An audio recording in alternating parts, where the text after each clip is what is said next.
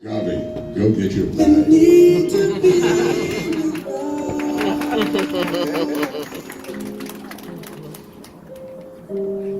Kelly. I wanna give my all. Baby, just hold me. Simply control.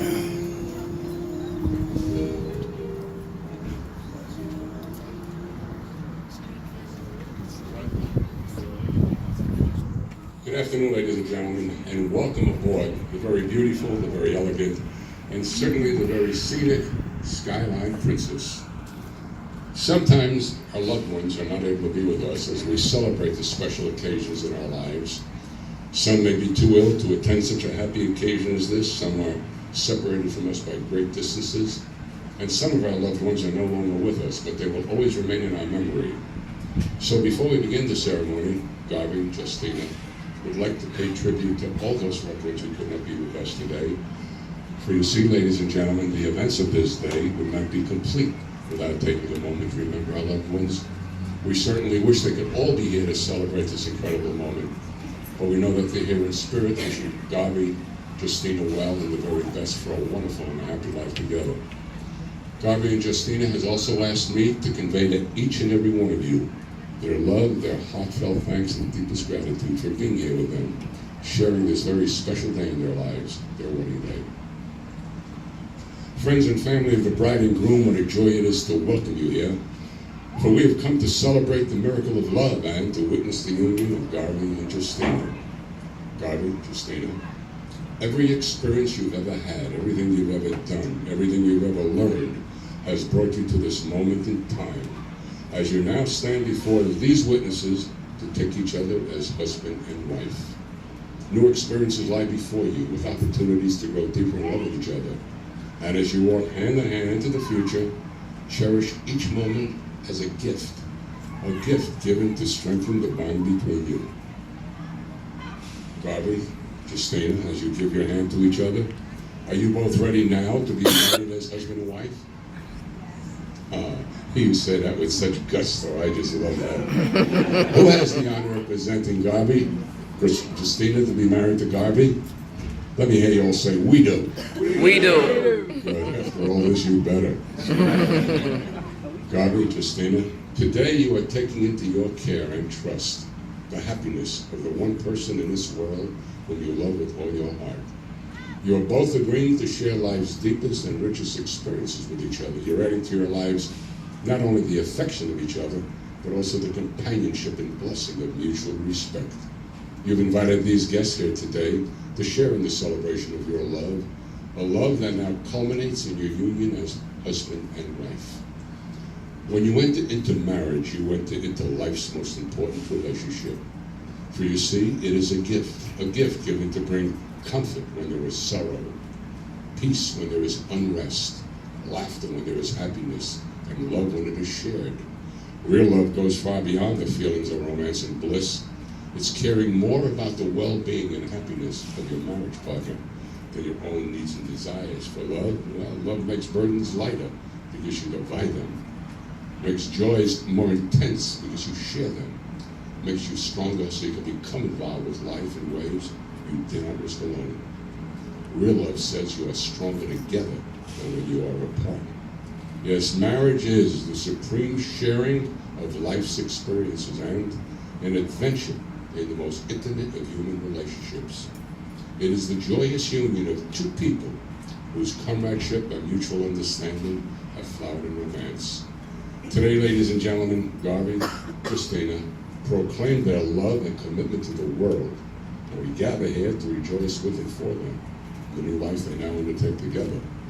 But the joy we feel now is also a solemn joy because, you see, the act of marriage has many consequences, both social and personal. Marriage requires love, a word we often use with vagueness and sentimentality. We may assume that love is some rare and mystical event when in fact it's really our natural state of being. So what do we mean by love? When we love, we see things other people do not see. We see beneath the surface to the qualities that make our beloved special, unique. To see with loving eyes is to know inner beauty, and to be loved is to be seen and known as we are known to no other. One who loves us gives us a unique gift, a very unique gift, a piece of themselves, but a piece that only they can give. Yes, sooner or later, we begin to understand that love is more than just pretty verses on Valentine's, romance in the movies. We begin to know that love is here and now, all around us, real and true, most important thing in our lives. So you see, love is the creator of our favorite memories and the foundation of our fondest dreams. Love is a promise that's always kept, a fortune that can never be spent, a seed that can flourish in the most unlikely of places, and this magnificent radiance that never fades, this mystical and magical joy, is indeed the greatest treasure of all, one known only by those who know. Yes, we who love can look at each other's life and say, I touched his life, or I touched her life. Just as an artist might say, I touched this canvas, those brushstrokes in the corner of this magnificent mural, those are mine. I was a part of this life, it is part of me. Marriage is to belong to each other through a unique and diverse collaboration, like two threads crossing in different directions, yet weaving one magnificent, incredible tapestry together. Garvey, Justinah, the secret of love and marriage lies within the essence of life itself. It is the emergence of the larger self, the finding of one's life by losing it. Such is the privilege of husband and wife, to be himself, herself, and yet another, and to face the world strong, the courage of two. Now, to make this relationship work, therefore, takes more than love, takes trust. To know in your hearts you want only the best for each other. Takes dedication to stay open to one another, to learn and grow together, even when it's difficult to do so. And it takes faith to go forward hand in hand into the future, no matter what the future holds for you both. While love is our natural state of being, ladies and gentlemen, these other qualities are not as easy to come by. They're not a destination, but a journey. The true art of married life lies within this inner spiritual journey. It is a mutual enrichment, a give and take between two personalities, a mingling of two endowments which diminishes neither, but enhances both. Now, Garvey, Justinah, I don't have to tell you both, a great marriage, a solid marriage, a successful marriage doesn't come easy. It takes a lot of work, a lot of effort. Has its ups and downs, and good times and bad times, and heartaches and hardships, and trials and tribulations, and I can keep on going. But for it to be a solid, great marriage, it needs a solid commitment from both of you. So, I want you both to really listen to some great words of wisdom that help create a great marriage. And I invite all those here within the range of my voice to listen as well, especially some of the married couples sitting out there, those of you that are planning to get married. And for some of you that are thinking to yourselves, who is this guy up here giving us all this powerful advice about love and marriage? What are my qualifications? Well, a couple of months back, my lady and I, we celebrated our 61st wedding anniversary. So, Yes. Whoa, hold it. I'm just saying that because I'm better qualified than anybody here. Those ingredients that make up the chemistry for a marriage that will last you a lifetime, certainly has for me. Starting with the little things are the big things. Never being too old to hold hands. It's remembering to say I love you at least once a day, and you can seal that with a kiss. It's never, ever, ever going to sleep angry. It's at no time taking the other for granted. The courtship should not end with the honeymoon. It should continue throughout all the years. It's having a mutual sense of values and common objectives. It's facing the world together, forming a circle of love that gathers in the whole family. Doing things for each other, not with an attitude of duty or sacrifice, but rather in the spirit of joy. Speaking words of appreciation, demonstrating gratitude in thoughtful ways to each other. Not expecting the husband to wear a halo or the wife to have the wings of an angel. Sharing the television set equally, 20% him and 80% her, give or take a little bit. It's not looking for perfection in each other, cultivating flexibility, patience, understanding, and a sense of humor. It's having the capacity to forgive and forget, the common search for the good and the beautiful.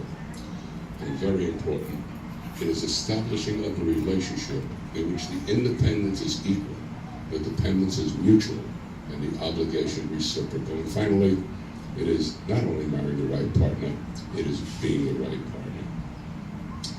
Now, ladies and gentlemen, at this time, I have the honor of presenting Minister Sekou, who will come up here and honor us with a beautiful piece of the ceremony. Minister, I'm calling you up right now, sir.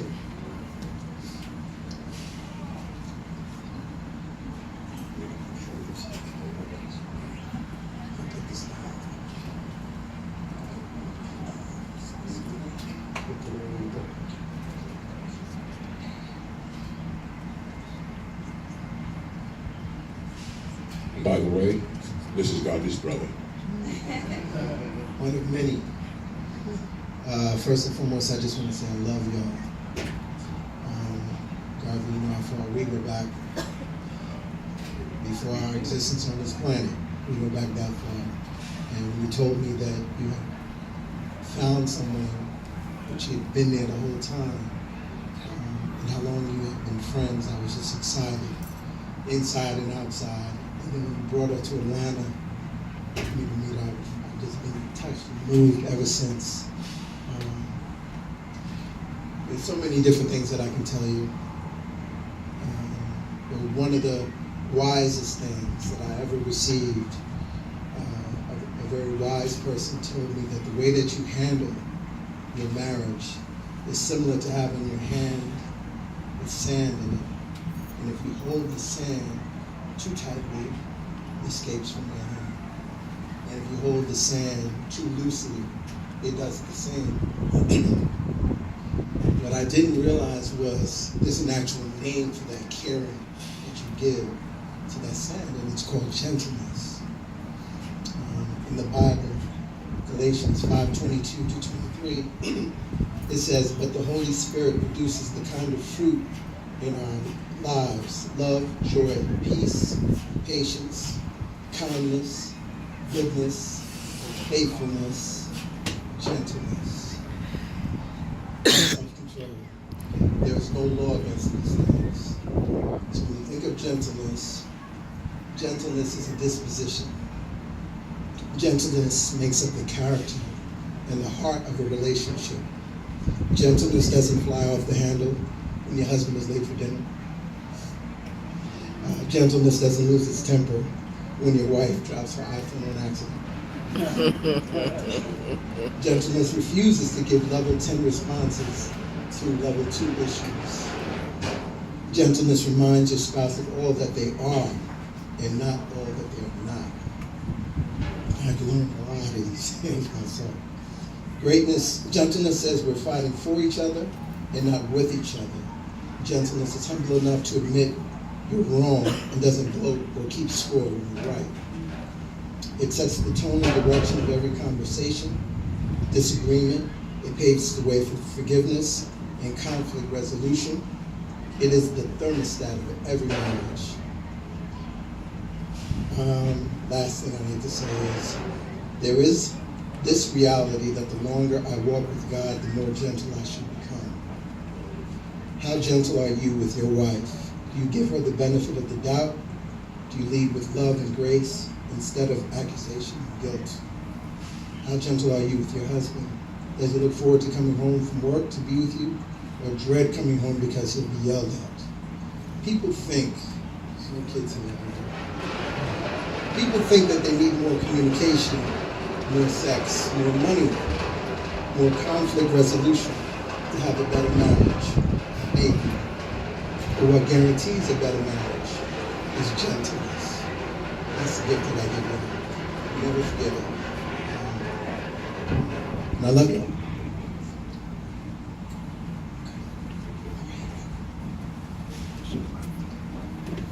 And now, ladies and gentlemen, we have another special, very, very special individual that's coming up here to honor us with a beautiful song for his daughter, Shabazz. Would you please come up? He's going to do this a cappella, ladies and gentlemen, and this is a song for his daughter. Peace and love, everybody. And y'all can clap now. Come on, come on. We're going to wake this thing up. Come on, man. That's right. This is a beautiful day, and we're going to have a good time. You know what I mean? That's what it's all about. You know what I mean? It's all about love, peace, and happiness. And I'm so happy to be here. I want you to face each other now, hold hands, look into each other's eyes. because I know you're going to say some beautiful words that you have to each other right now. And ladies and gentlemen, I'm going to kind of turn the mic over to them and let you hear those words. Thank you.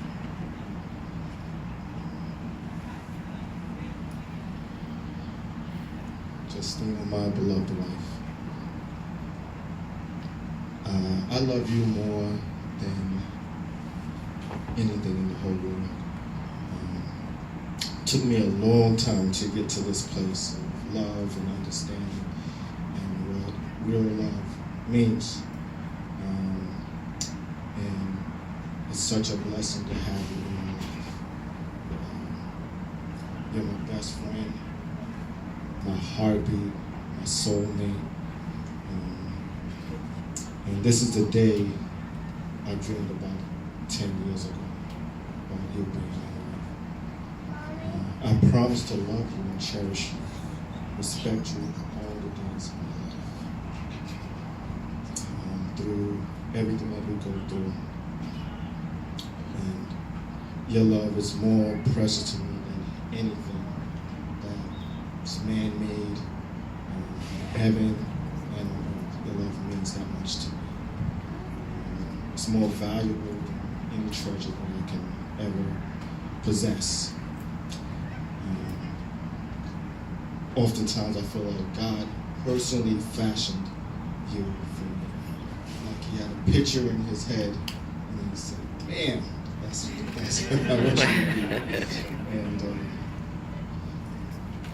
you really break the mold of what a woman is. You are truly a powerful stolen woman. I love you with all my heart. Thank you for all that you do. And I'm blessed to have you for the rest of my life. I love you. And I know if you don't know, my wife is a poet, so there's no way that I can prepare to the words that she's about to say to me. I will cry. I love you. Great, good.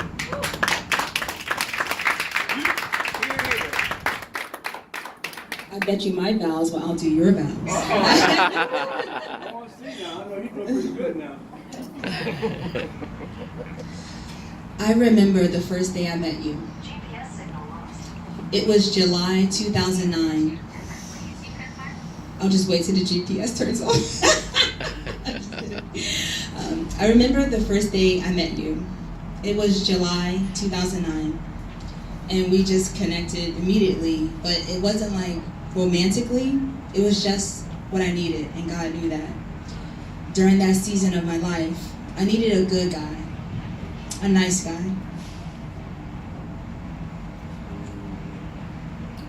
Slow it down, breathe real quick. It's all good. I needed a good guy. You were that good guy. A nice guy that wanted nothing more for me except friendship. You were always there for me, always supporting and encouraging me. Every high and every low, every entrepreneurial venture, fail or succeed, you were and are my true friend. As someone I've always held dear and close to my heart. I remember whenever a relationship didn't work out, I would always say or think to myself, why can't I just find a good, godly man like Garvey? And when I would express to you as a friend that there's no good guys around, you would always tell me, hope springs eternal. Well, I suppose it does. So here we are through faith, and it's not perfect, it's not always easy, but it's us. It's our love, and it's perfectly made by God. You're the only man that's come into my life, and instead of taking and leaving, you've added massive value and increased me in so many ways. You're so kind and loving and giving. You're exactly what I prayed for. You may not have the height of Idris Elba. And you may not have the looks of Michael B. Jordan, but you're my handsome king. So where you lack, I'll make up. And where you're weak, I'll be strong. Where others put you down, I'll be the one to lift you up. When you're discouraged, I'll always push you and encourage you to be your best self. You're such a great guy. I always wanted to be your wife. And to show you how real true love is supposed to feel, I've always wanted to see you happy. And I'm grateful you're happy now because you deserve it. We're going to have an amazing life together. Wow. God is going to restore us together. You're the only one for me. We're going to build kingdoms together and ministries. I want to feed the poor with you. That's our love. It's different, but it's us. I'm going to travel the globe and spread the love of our Father Christ Jesus with you. You're my best friend, my true friend. You're the only one I want to do this life with. No one can love me the way you love me. And I'm glad that it is me to be Mrs. McLean. As long as we fight the good fight of faith and keep God first, we'll be fine. Somehow I always knew we were right for each other, and our love story was written by God. I can't promise that I'll be perfect, and I can't say I'll never make a mistake, but I'll never give up on our love and what God has written. So here we are in this book of love, on this journey, during this life together. And let's finish a well-written story today, tomorrow, and always. I can't wait to see what the next page holds. I can't wait to bear children, be a mother, and have a family. It's been my prayer for some time.